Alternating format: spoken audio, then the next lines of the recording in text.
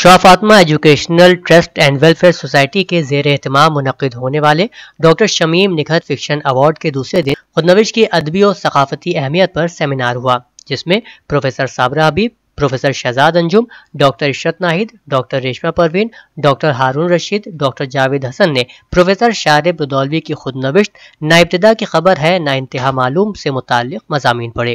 اس جلسے کی صدارت پروفیسر علی احمد فاطمی نے کی، جبکہ مہمان خصوصی کی حیثیت سے ڈاکٹر اقتدار حسین فاروقی اور مہمان اعزازی کے طور پر ڈاکٹر صبیہ انور، ڈاکٹر امتیاز احمد، ڈاکٹر اطہر نبی، عارف محمود اور پروفیسر عبدالصمد موجود رہے۔ جلسے کے آغاز میں لکھنؤ ریڈیو سے وابستہ انامکا شریواستو نے اپنی گفتگو میں اس بات پر زور دیا کہ یہ کتاب دیوناگری خط میں بھی شائع ہونی چاہیے تاکہ ہم جیسے اردو سے غیر آشنا لیکن اردو کے عاشق بھی اس سے محظوظ ہو سکیں۔ دہلی کے ڈاکٹر امتیاز احمد نے اس کتاب کو تلخ و شیریں تجربات پر مشتمل بتاتے ہوئے کہا کہ اس کتاب سے ہمیں جینے کا سلیقہ ملتا ہے۔ خودنوشت کے حوالے سے گفتگو کرتے ہوئے ڈاکٹر صبیہ انور نے اس کے بنیادی اصولوں کی طرف اشارہ کیا اور کہا کہ خودنوشت لکھنا اس لیے مشکل فن ہے کہ یہ محض واقعات کی کھتونی نہیں بلکہ یادوں کے انتخاب کا ایک گلدستہ ہوتا ہے۔ یہی وجہ ہے کہ اردو ادب میں بہت کم کامیاب خودنوشتیں ملتی ہیں۔ انہوں نے اودھ بالخصوص لکھنؤ کی آپ بیتیوں میں کشمکش حیات، رقص شرر اور جو یاد رہا کے علاوہ شارب رودولوی کی خودنوشت کا بھی نام لیا۔ شارب رودولوی کے بچپن کے دوست عارف محمود نے کہا کہ میں نے بہت سی خودنوشتوں کا حشر دیکھا ہے کیونکہ ان میں بہت سے سچے اور جھوٹے خرافات شامل کر دیے جاتے ہیں، لیکن یہ کتاب ان سب چیزوں سے پاک ہے اور اس میں موجود تمام واقعات کا میں عینی شاہد ہوں۔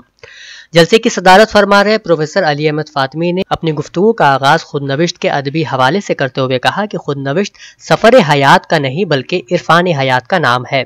صرف یادداشتوں کو جمع کر دینے سے کوئی کتاب خودنوشت نہیں کہلاتی بلکہ خودنوشت نگار کے داخلیت میں ایسا خمیر اٹھتا ہے جس میں فرد و زندگی اور انسان و سماج کے تصادم سے ایک وحدت پیدا ہوتی ہے جس سے یہ فن تخلیق پاتا ہے۔ اپنی تقریر میں انہوں نے کہا کہ شارب رودولوی میں ان اساتذہ میں شامل ہے جنہوں نے مجھے راسخ العقیدہ ترقی پسند بنایا ہے۔ جب ان کی خودنوشت مجھے ملی تو میں 2 سانحوں کے سبب ٹوٹ چکا تھا، مگر اس کتاب نے مجھے تقویت بخشی اور پھر سے زندہ دلی کے ساتھ جینے کا حوصلہ عطا کیا۔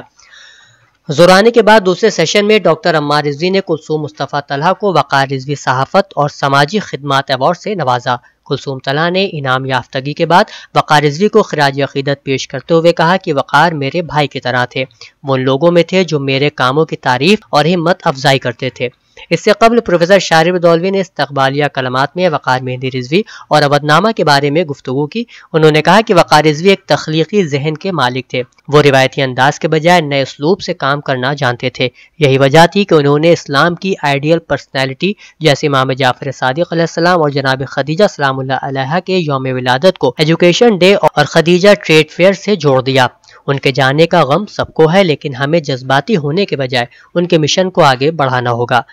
جلسے میں وقار رضوی کی بیٹی سمن زہرا نے تقریر کر پوری فضا کو جذباتی کر دیا۔ گلوگیر آواز میں اپنے والد کو یاد کرتے ہوئے کہا کہ میں نے نہ صرف اپنے باپ کو کھویا ہے بلکہ قوم نے ایک سرپرست کھو دیا۔ وہ ایسے انسان تھے جو زندگی جینا سکھا گئے۔ ان کو آخرت کی بہت فکر تھی، اسی لیے خدا نے ان کے جانے کے بعد بھی ان کی عزت و وقار کو قائم رکھا۔ محبان وقار رضوی میں نجم الدین فاروقی، سعید مہندی، ڈاکٹر ہارون رشید، شعیب، پروفیسر محمد کاظم وغیرہ نے انہیں یاد کیا۔ اس سیشن میں مہمان خصوصی کی حیثیت سے شریک ڈاکٹر عمار رضوی نے اعلان کیا کہ مولانا آزاد پرپوز یونیورسٹی محمود آباد نے اپنے انسٹیٹیوشن میں تعلیم حاصل کر رہے BA، BSc، MA، MSc کے ٹاپ 5 طلبہ کو وقار مہندی رضوی اسکالرشپ دینے کا فیصلہ لیا ہے۔ اپنی تقریر میں وقار رضوی کو یاد کرتے ہوئے وہ کہنے لگے کہ کبھی ہم نے سوچا بھی نہیں تھا کہ جو سب کو ایوارڈ دیتا تھا آج اسی کے نام کا ایوارڈ دینا پڑے گا۔ کچھ لوگ زندگی بھر ساتھ رہ کر بھی اجنبی معلوم ہوتے ہیں اور کچھ لمحے بھر میں محبوب بن جاتے ہیں۔ وقار رضوی میرے لیے ایسے ہی انسان تھے جن سے ملاقاتیں کم مگر محبت بہت زیادہ تھی۔ اس موقع پر ایرا میڈیکل یونیورسٹی کے سابق وائس چانسلر پروفیسر عباس علی مہندی نے اپنی تقریر میں جذباتی انداز سے وقار رضوی کو یاد کیا اور اپنے تعلقات کا ذکر کرتے ہوئے انہوں نے کہا کہ وہ ایسی شخصیت تھی کہ ہر کوئی اپنے سے زیادہ قریب سمجھتا تھا۔ جلسے کے صدر اور ماہر امراض قلب ڈاکٹر منصور حسن خان نے اپنے مختصر بیان میں ایک اچھے انسان کے بنیادی اوصاف بیان کیے اور حدیث کا سہارا لیتے ہوئے کہا کہ اگر خدا کے قریب ہونا ہے تو اپنی انا کو ترک کر دو، اور یہی صفت وقار رضوی کے اندر موجود تھی۔ وہ اپنے فرض کی ادائیگی کے ساتھ ساتھ دوسروں سے محبت بھی کرتے تھے۔ اس سیشن کی نظامت پروفیسر صابرہ حبیب نے کی، جبکہ کلمات تشکر پروفیسر شارب دولوی نے ادا کیے۔ اودھ نامہ میں شائع مضامین کو مکمل طور پر پڑھنے کے لیے اودھ نامہ کی ویب سائٹ www.awadhnama.com پر وزٹ کریں اور ای پیپر پر کلک کریں۔